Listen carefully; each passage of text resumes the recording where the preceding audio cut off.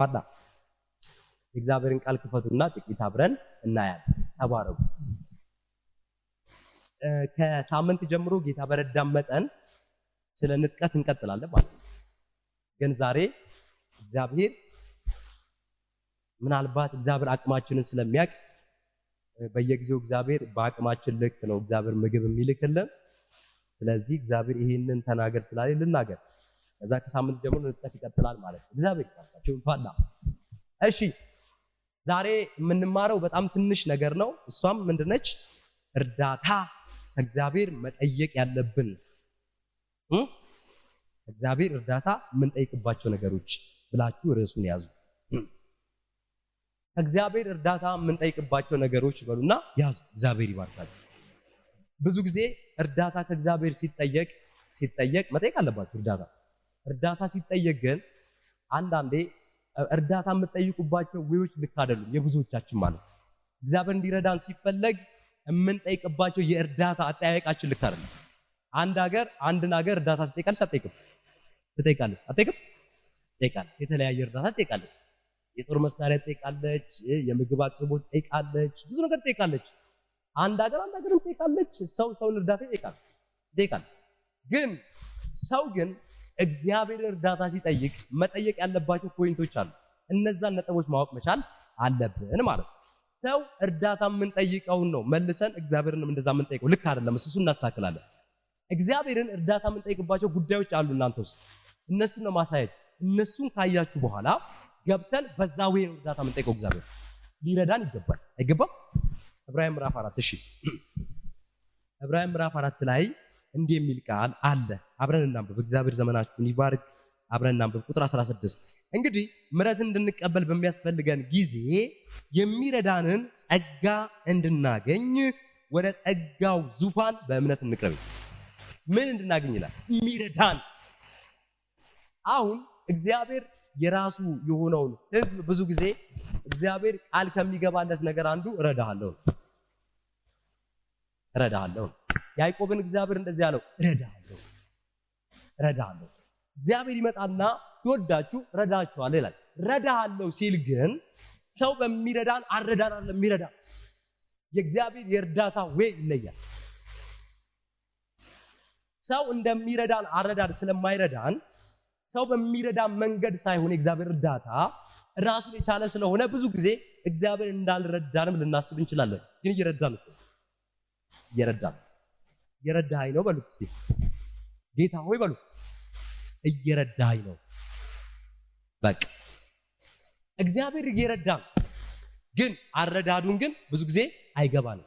ዋቀኑ ገርጋራ አከት ኑ ገርጋራ ኑ ገላንጅሩ መለ ኑ ገርጋራ አርፈናንተ ኩንጅራም ዲ ኦፍረተም ቤኑ መለ ዳርማ ዋቀዩ ባየ ምዲ ኑ ገርጋራ ገሩ ገርጋራ ሳ ቤካንጅሩ ዋንተ ኤቪ አከት ኑ ገርጋሩ ሰንስሪት ይላሉ ቀብነቹ ማል ገርጋራ ያዋቂ ነው። ምን እየረዳችሁ ያለው? በምን መንገድ ነው እየረዳችሁ? ሊረዳችሁ የሚፈልገው ቤት መንገድ።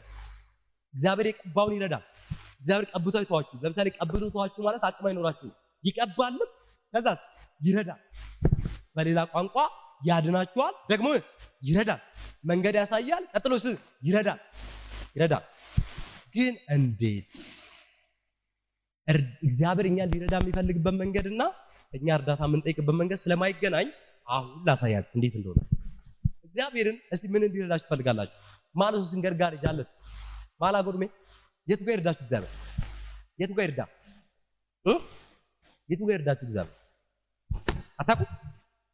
አታቁ ድምሻሹ በቲ ዋቀዮ ነገር ጋር እነመለ ተራቲንም ነውለ አንናገርም። እንዲረዳን የምንፈልገው ወይ እግዚአብሔር እንዲረዳን ግን ግልጽ መናገር መቻል አለባችሁ። እግዚአብሔር ይሄን ነገሬ እርዳ ማለት መቻል አለባችሁ። ምናችሁን ይርዳው? እሺ አንድ ሁለት ነገር ላሳያችሁ። ዳዊት እንደዚህ ይላል እኔን ለመርዳት ፍጠን ይላል። ያዕቆብ እርዳታ ሲያስፈልገው እግዚአብሔር ይመጣና አንተ ትንሽ ያዕቆብ ወይም አንተ ትል ያዕቆብ ወይ ረዳሃለው ይላል። እግዚአብሔር ያስጠጋውን ሰው ሁሉ ዝም ብዬ አስጠግቻለሁ አይልም፣ ይረዳል። ሰዋዊ እርዳታና ሰማያዊ እርዳታ አይገናኝም። አንድ ሰው እንደዚህ አለ። ለምሳሌ ትን ቢላችሁ ማን ነው የሚደርስላችሁ? የቅርብ ዘመድ ነው። ትን ቢላችሁ ምንም ይደርስላችሁ። ስለዚህ መንገድ ላይ ስትሄዱ የትራፊክ አደጋ ቢከሰት ፖሊስ ነው ሩጡ መቶ ትራፊክ የሆነ ነገር ያደርጋል። ትን ቢላችሁ የሚደርስላችሁ ነገር አለ አይደል? እግዚአብሔር እናንተን ሊረዳ ሲፈልግ እግዚአብሔር እሷን የሚረዳበትን ነጥብ ካላወቃችሁና ካላሳያችሁ እግዚአብሔር እየረዳችሁ ነው አታውቁ። ስለዚህ እግዚአብሔር እናንተን እንዲረዳ የሚፈልግባቸው ፖይንቶች አሉ። እነሱን ነው አሁን የምናየው አብረን። አሁን እንደዚህ በሉ፣ ይረዳኛል በሉ። እግዚአብሔር የሚረዳው ሰው ነኝ እኔ በሉ።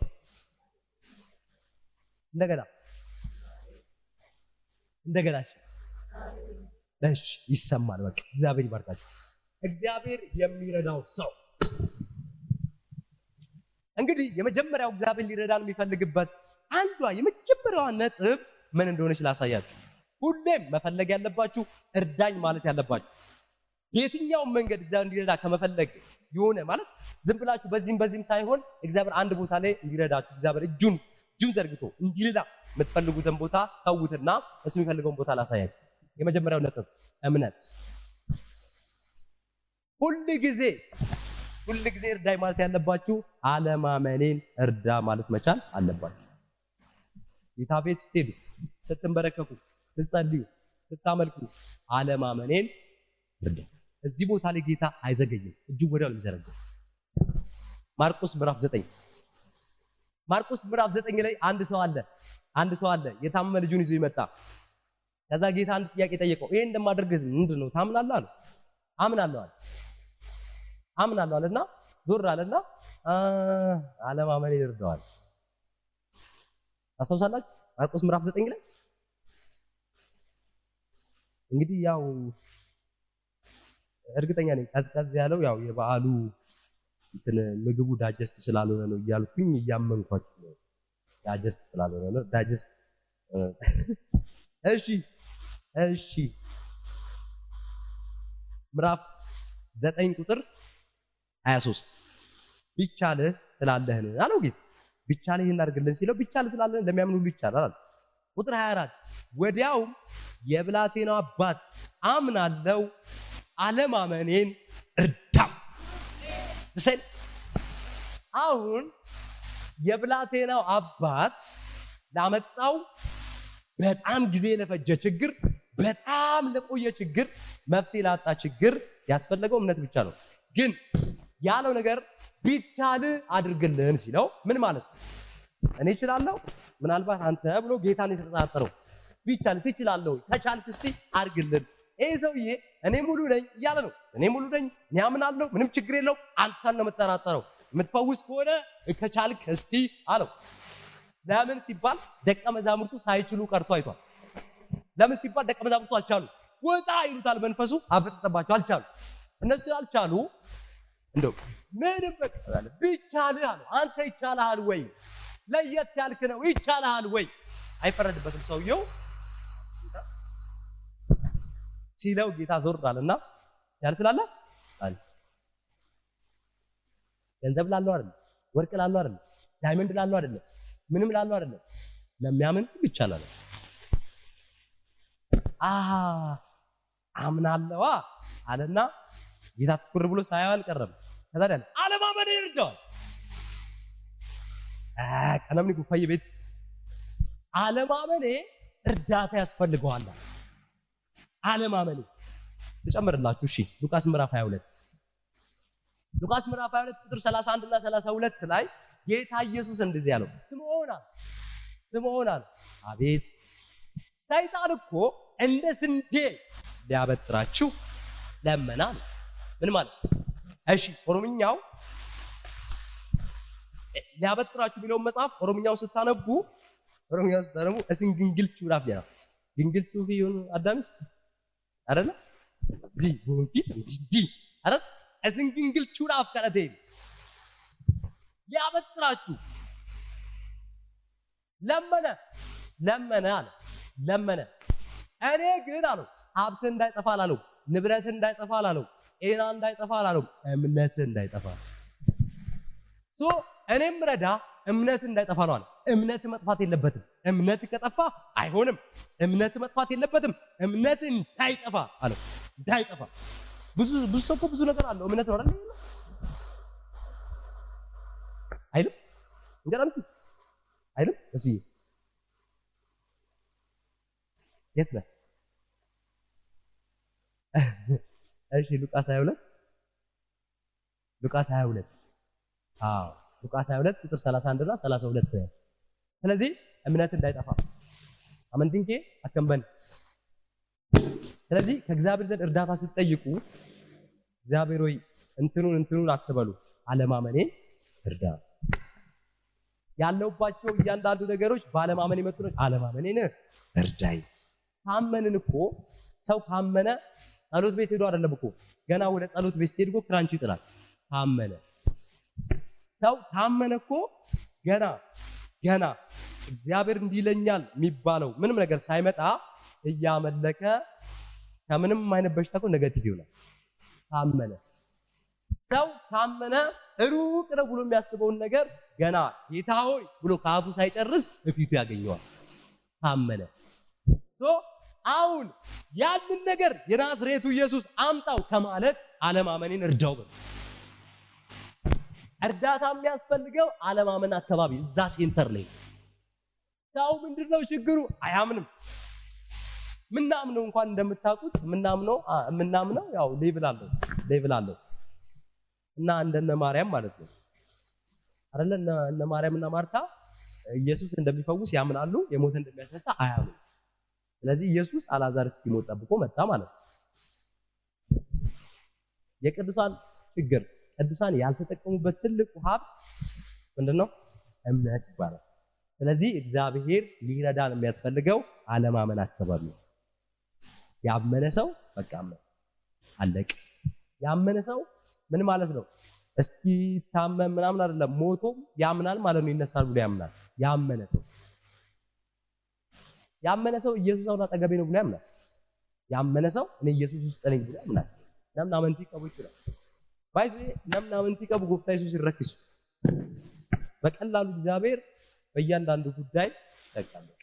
ለምሳሌ ቃሉላ ከፈወሳችሁ ይጣላምባችሁ ቃሉላ ከፈወሳችሁ ይላል መዝሙረ ዳዊት ላይ። በጣም ጥሩ መዝሙረ ዳዊት ላይ ቃሉላ ከፈወሳችሁ ነው። የኛ ነገር እኮ ከቃሉላ ካልኳል። ቃሉላ እኮ አይደለም ስለማናምን ወርዶ መጥቷል እኮ ወርዶ ራሱ ፈወሳችሁ ይታለ ወርዶ ቃሉላ ማለት እኮ እዛው ነው ቃሉን ልኮ ተአምር ሆኗል። እንኳን ኢየሱስ ወርዶ እናንተ ውስጥ ገብቶ። ስለዚህ አለማመናችንን የናዝሬቱ ኢየሱስ ዳው ያመነ ሰው አይቅበዘበዝም፣ ሁሌም መሰወብ ላይ ይገኛል አይደል? ዳንኤልን አስታውሱ። ዳንኤል አዋጅ ወጣበት ይላል መጽሐፉ። የወጣበት አዋጅ ከስልጣን ትወርዳለህ አይደለም፣ እሱ ቀላል ነበረ። አንበሳ አፍ ሊጣል የወጣው የአንበሳ አፍ ማለት መቼም አንበሳ ዘመድ አይደለም። አንበሳ ዘመድ አይደለም፣ ቅርጥፍ ነው የሚያደርጋችሁ። አይራራላችሁ። ዘመዴን እንደው መቼም ምናምን ብላችሁ የምታባብሉት አይደለም። አንበሳ ሙስና አይበላም። አንበሳ ከሰው ጋር አይኖርም። እንግዲህ አሁን ዳንኤልን ለሰዎች አሳልፈው እንዳይሰጡ ምናልባት ሊራሩለት ይችላሉ። አሁን ሊራራለት ለማይችል አንበሳ ሊጥሉት ነው። ይሄ አዋጅ ወጥቷል። ይህ ሲወጣ መጽሐፍ ቅዱስ እንደዚህ ይላል። አዋጁ እንደወጣ በሰማ ጊዜ ይላል ወደ ቤቱ ሄደና መስኮቱን ወደ ኢየሩሳሌም ከፍቶ ድሮ ሲያደርገው እንደነበረው በቀን 3 አለያ አይደለም እኮ አመሰገነ። ይሄ የእምነት እንዴት ነው የምታመሰግኑት? እንደዚህ ትገደሉ የተባለ አይሆንም። አንበሳ አፍ አኩ መሰለማ ጀሱስ ኪብት ይበር ይሄ አፋለ እንጫ ከሰት ህይወቱ እያለ ነው የሚበጫጨቀው። ብለቱን አስቡት። አመሰገነ ይላል። አመሰገነ ምንድነው ይሄ ሲባል እምነት መጽሐፍ ቅዱስ ሂዱና ዕብራውያን ምዕራፍ 11 ላይ አንብቡ። እምነት የሚባለው ነገር ከምንም ነገር የማውጣት አቅም አለው። ካላመንን ግን ከምንም ነገር አትወጡም። እምነት ዳንኤልን ከአንበሳ አፍ ውስጥ ነጥቆታል። እምነት እነ ሲድራቅን ከእሳቱ ሰጥቷል። እምነት እና አብርሃም በስተርጅና ልጅ እንዲያገኙ አድርጓል። እምነት ከቤት ስትመጡ ምንም እንኳን ይዛችሁ ባትመጡ እምነት ይዛችሁ እምነት ከሌለ ኢየሱስ እዚህ ጋር እንደዚህ በዘርፋፋ ቀሚሱ ተገልጦ ቢንቀሳቀስ ምንም አይፈጠርም።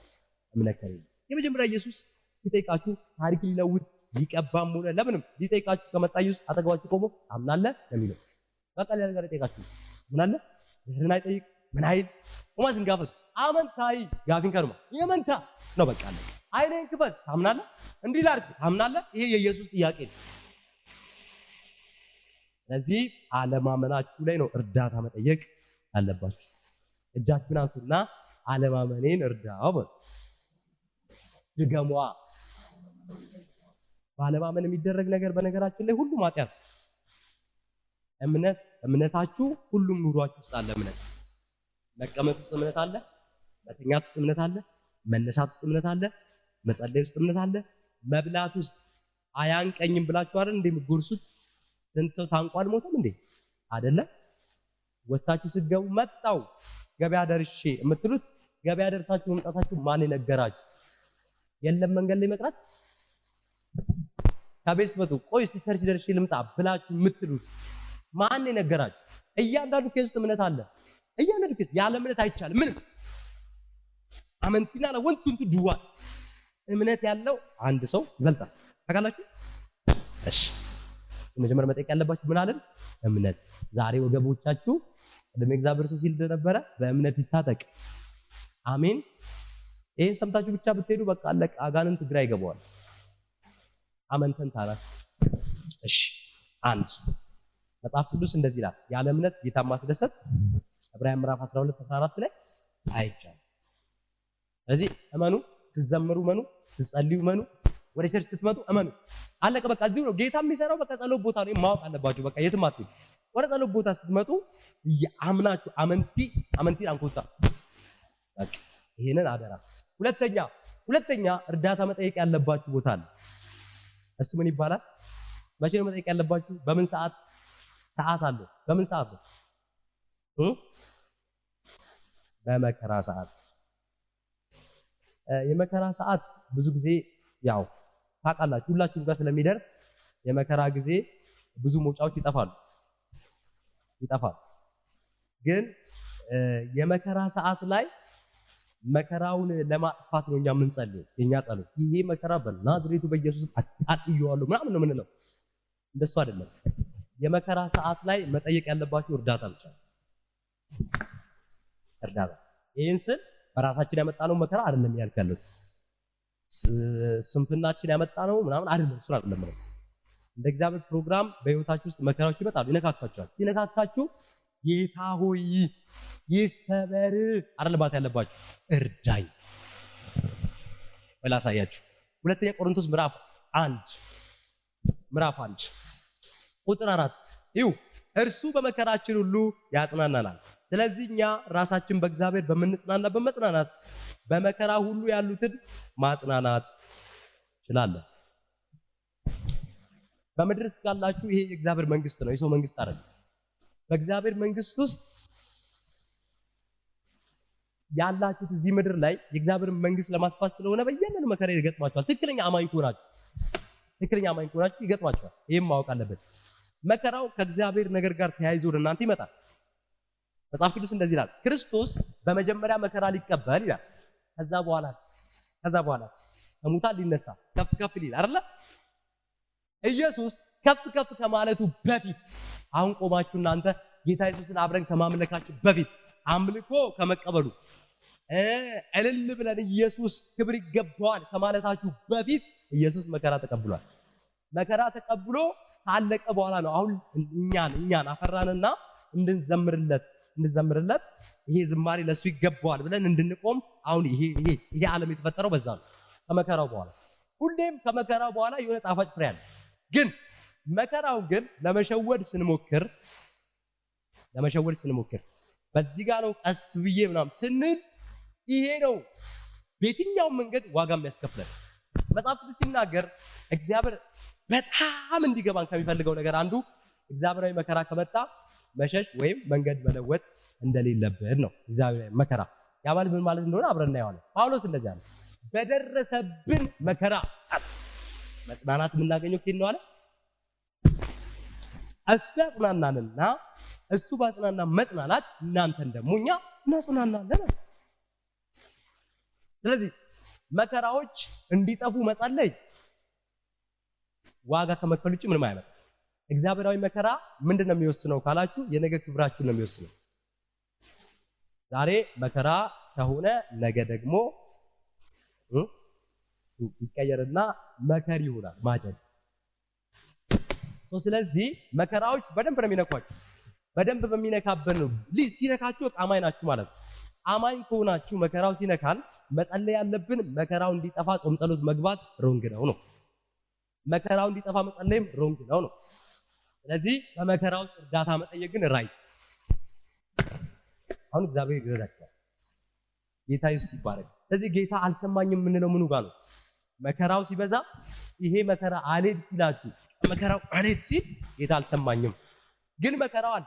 እግዚአብሔር መከራውን የማጥፋት አይደለም ፕሮግራሙ። በመከራው ስለናንተ እርዳታ ማቅረብ ነው። በቀር ለምሳሌ እነ ሲድራቅ እሳት ውስጥ ገቡ። እነ ሚሳቅ አብደናጎ የት እሳት ውስጥ ይብደክስ የነ እሳት ውስጥ ሲገቡ ምናልባት የነሱ ሳቤ እሳቱ እንዲጠፋ ሊሆን ይችላል። እና ግን እሳቱ እየነደደ እርዳታው መጣ። እግዚአብሔር ራሱ ገባና ተገባቸው ቆመ።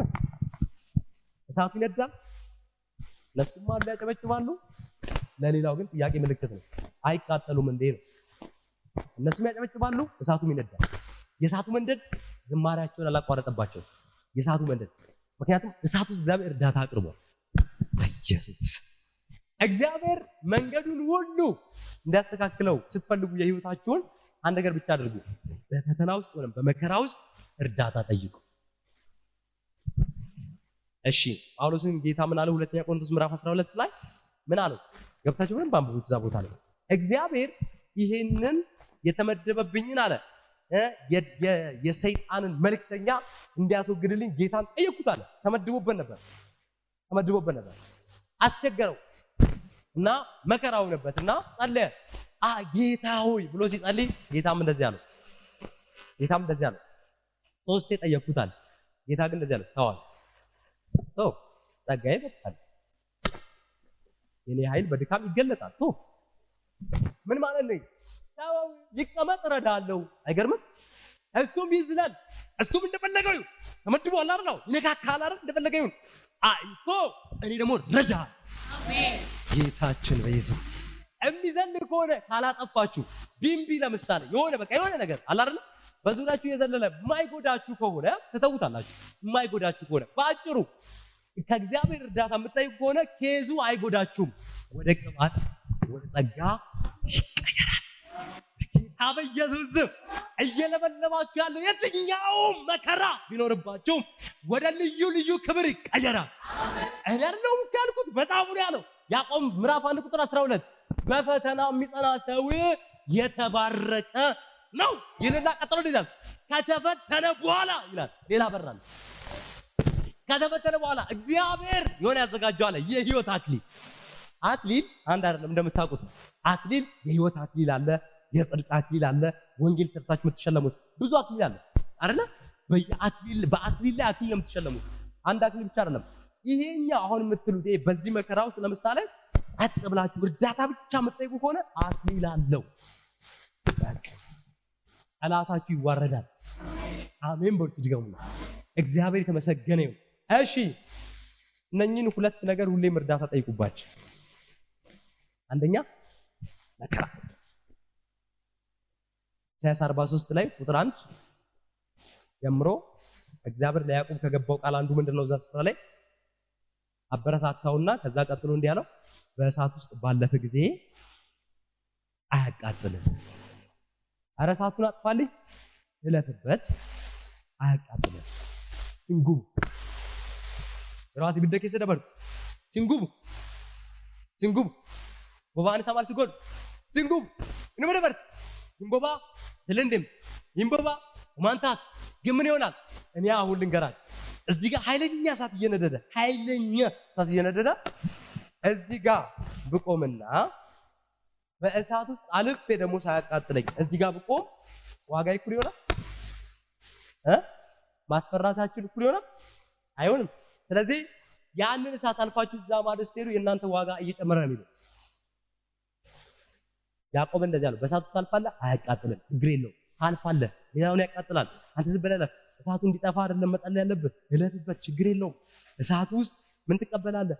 ማሪ ትቀበላለህ፣ መገለጥ ትቀበላለህ። ምንም ችግር የለውም፣ እለፍበት። ለአንተ ምን ነው ጉድጓድ ውስጥ መውደቅ ለሌላው ሞት ነው። ሌላው ተነድፎ ሊሞት ይችላል። ዮሴፍ ግን እንግዲህ አንብባ ጉድጓድ ተጣለ።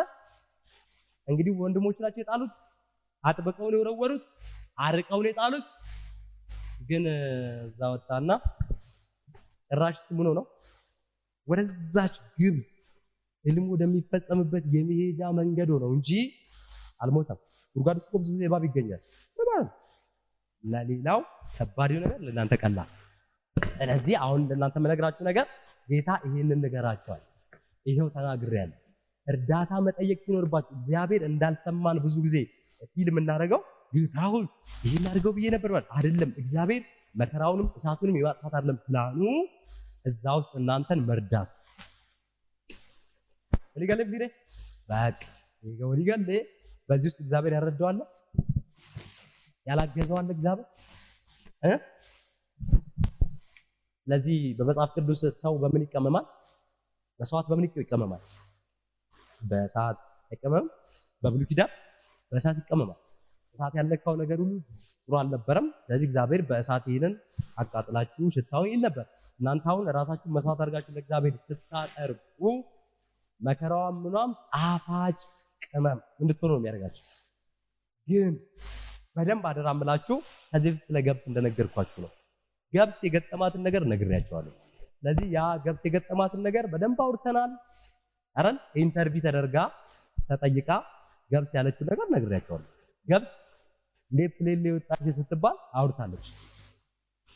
እንዴት ውጭ ሀገር ሱፐርማርኬት ታሽገሽ ቁጭ አልሽ ስትባል አይ እናንተ ዛሬ መታሸጌንና በፕሌን ተቀምጬ አሜሪካ ሄጄ ሱፐርማርኬት ትልቅ ሀገር ላይ መቀመጤን አይደል ያያችሁት? አይ ይሄ መንገድ ብዙ ነገር ካለፍኩ በኋላ ነው ብላ ተናገረች አሉ። ገብስ ና ምን አለች? ከዚህ በፊት ነግሬያችኋለሁ። ከጓደኞቼ ጋር መጀመሪያ እቤት ነበርን። እቤት ቁጭ ብለን እና እቤት ያስቀመጠን ገበሬ አነሳንና በክረምት ጭቃ ውስጥ እንትን አደረገንና በተነን። ሞቁን ከተቀመጥንበት ይዘራ ማለት ነው። እና ይዞ ሄደና ዘራን። እዛ ተዘራን። በቃ ይዘንብብን ጀመረ። እዛ ደግሞ እንደምን ተቋቁመን ዝናቡን ተቋቁመን አደግን። ብርዱን ተቋቁመን ዝናቡን ተቋቁመን አድገን እዛ በኋላ በጣም አደግን። ብቻ ተመልሰን ወደ ቤት ልንገባ ደግሞ ደረስን። ተመልሰን ልንገባ ስንል እዛ በኋላ ደግሞ ያው ገበሬ ደግሞ ጭራሽ ሰው ጨመረና ማጭድ ይዞ ሊቆራርጠን መጣ አሉ። እናን ጨክኑ ተባብለን ጨከን እነዛ ያ ማጭድ እየቆራረጠን ጨክነን አንዳንዶቻቸው ጓደኞቻችን ሲቆረጡ አርማን እንጅርቲ ምዲ እና ሲቆራረጡ ምን ነው አሁንስ ብለው ከእጅ ውስጥ ከገበሬዎች ውስጥ ወደቅ ብለው ቀሩ። እንደው የራሳችሁ ጉዳይ ብለው ቀሩ፣ ተንጠባጠቡ። እንደ አንዳንዱ ቅዱሳን ማለት ተንጠባጠቡ ቀሩ። ብዙ ጊዜ እንደዚህ ባክ የሚያደርጉ ብዙ አሉ አይደል? እንደሱ ከዛኛ ግን ጨከርና በገበሬው እጆች ላይ ቆጫን ወሰደና ግጥም አድርጎ አሰረንና ይዞ የደዛው ድማ ላይ ደግሞ አዝና አንድ ላይ ተመረን። ዝናቡንም ቻልነው፣ ንፋሱንም ቻልነው። ቆጫን በቃ ወደ ቤት ልንገባ ነው እያልን ስንል እንደገና ደግሞ ትልልቅ ጡንቻ ያላቸውን በሬ አመጣና በተነንና ነዳብን። አንዳንድ ጓደኞቻችን በሬው በላያችን ላይ ሲሄድ በቃ እስከዛ ጨከኑና ከአቅም በላይ ሲሆንባቸው ምን ነው ብለው መሬቱ የለም እዛ ስር አፈር ውስጥ ግብት ቀሩ። አንዳንድ ጓደኞቻችን ወደ አፈሩ ስር፣ እኛ ግን ጨከን። በሬው ሲረግጠን ጨከን፣ ብዙ እግር ሲያልፍብን ጨክ አለች። ማለት ያለችው ገብስ ማለት እኮ ድምፅ ስለማንሰማ ነው። እና ከዛ በኋላ ይሄ ሁሉ አልፎ ያው መንሽ መጣ። እንደምታውቁት መንሽ ደግሞ አመጡና ደግሞ አሁንም ተረጋጋን ስንል አረግን ወደ ልብ። አሁንስ በዛ እስከዚህ ጨክነናል ብለው አንዳንድ ጓደኞቻችን ከገለባው ጋር ወደ ሌላ ሄደው ሳር ውስጥ ወደቁና አንገባ በቃ ተሰቃየን፣ ጭራሽ ወደ ንፋስ እኛም አሉና አሩ። እኛ ደግሞ ጨከን እንደምንም አደረጉና ከዛም ማዳበሪያ አስከተቱንና አስገቡን። ቤት ገባን። እፎ ያልን ብለን ስንል ደግሞ እዛ ደግሞ ለካ እላችን ላይ ያለው እንትን መላቀቅ ስላለበት እነማማ ወሰዱና ትልቅ ምጣድ ላይ ያረጉን። እዛ ላይ አንዳንድ ጓደኞቻችን እየተንጣጡ እየዘለሉ አመድ ውስጥ አንፈልግም፣ ከዚህ በኋላ መቃጠል አንፈልግም በቃ እያሉ እማማ እንደዚህ ሲያማስሉ ብድግ እያሉ አመድ ውስጥ እየወደቁ ቀሩ። ጨከን አሉና በኋላ እዛ በቃ ጨከን እንዲሁ በየመንገዱ ሲንጠባጠቡ ከዛ ለተለያየ ሙቀጫ በቃን አሉ። እዛ በቀን ምንቻላችሁ መጣው አንዴ ሲሉት እስከዚህ ወጨከነ ነበር ይሄ ያማል ብሎ አንዳንዶች ደግሞ ከሙቀጫው ዘለል ብለው ችለን እንቻውንም ችለን የበሬውንም ችለን ሁሉም ችለን ከዛ ሁሉ ሲያል ከዛ አለፈና በቅቤ ታሸናል በዘይት ከዛ ታሸንና ታሽገን ከዛ በኋላ ሄድናል በቃ ወደ ውጭ ወጣ ፕሌን ላይ እዚህ እስክንደርስ ግን ብዙ ጓደኞቻችን ተንጠባጠቡ አሉ። እንዳይመስላችሁ አሁን 5 ቀን ሳያቋርጥ የጸለየና አንድ ቀን የጸለየ ሰታያቸው መንገድ ላይ ሁለቱም ይወጣሉ ይገባሉ፣ እግር አላቸው ይሄዳሉ። ግን እመኑ በጣም ይለያያል። በእግዚአብሔር ፊት መታችሁ በተቀመጣችሁ መጠን አሁን በነገርኳችሁ ጉዳይ ላይ እርዳታ ታገኛላችሁ። እርዳታ የሚገኘው ከናዝሬቱ ኢየሱስ። ምንድነው መልእክቴ? ጨክኑ፣ በእያንዳንዱ ነገር ጨክኑ፣ እርዳታ ተቀበላላችሁ። አሁን የነገርኳችሁ እርዳታዎች ይሄ ሁለት መስመር ላይ እግዚአብሔር ይሰጣችኋል። ስለዚህ እግዚአብሔር ይመስገን፣ ጌታ ይረዳችኋል። እጃችሁ እንዲያርጉ ጌታ ይረዳኛል አልበል። በቃ ነገር ጋር ይሄ የሰው እጅ እስከሆነ ነው የሚረዳችሁ። እግዚአብሔር እስከ መጨረሻ ይረዳችኋል፣ ይረዳናል። ምናችሁ ነው ዛሬ የሚረዳው እግዚአብሔር? አለማመኔን በመከራ ውስጥ ቆመን እንጸልይ። ዘመናችሁ ይባረክ። ዋጤውን ስላይብሱ ለዚህ ቃል አድርጋችሁ በማታቁት በእውነት እስከዛሬ አድርጋችሁ በማታቁት መልኩ ለዚህ ቃል ብቻ ለጌታ ክብር አጨብጭቡ። ለቃሉ ነው በደም ይሁንለት። እግዚአብሔር ይመስገን። አለማመናችንን የናዝሬቱ ኢየሱስ ይረዳል። እግዚአብሔር ይረዳችኋል፣ ሁላችሁን ይረዳል። እግዚአብሔር የተመሰገነ ይሁን። ስለዚህ ቅዱሳን አሁን እርዳታ በሌላ ወይ አትጠይቁ። አሁን በምን እንደምትጠይቁት? ባለማመኔ